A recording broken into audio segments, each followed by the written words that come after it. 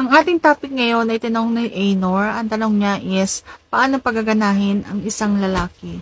So, ano nga ba yung ginagawa ko para maganahan ang aking partner? Pag-uusapan natin yan. Pero bago yan, kung bago ka pa lang sa akin channel, please consider to like this video and subscribe my channel.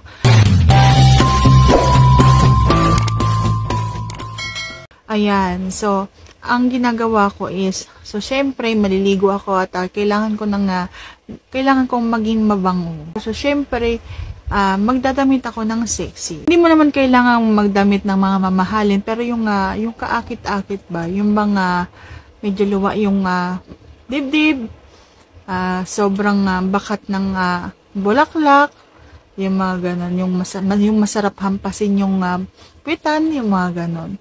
So, kailangan na magdadamit ng ganon yung iyong partner para maganahan ka. Minsan, inaaya ko ng uminom. So, syempre, hindi naman lasingan kasi kapag lasingan, hindi na yung tatayo, okay? Masimasin ko sa hita and then papunta doon sa harapan. Siguro, kailangan ng partner mo ng konting pag-push. Sabihin mo sa kanyang ganito, masimasin ka para makaramdam ka ng ill na nararamdaman.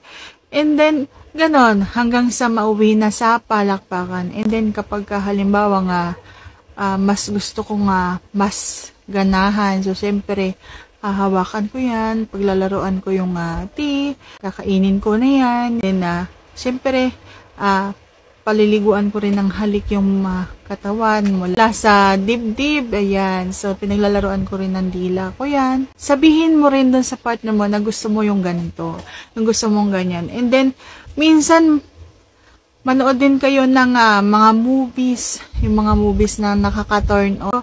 Ganon yung ginagawa ko. So, kailangan, sasabihan mo rin yung iyong partner na gawin din yung mga gusto mong ipagawa sa kanya.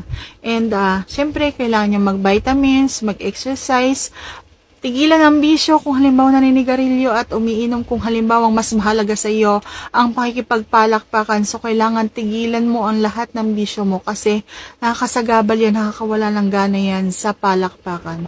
So, yan lang masasagot for today's video. See you on my next vlog. And if you like this video, please consider to like this video and subscribe my channel.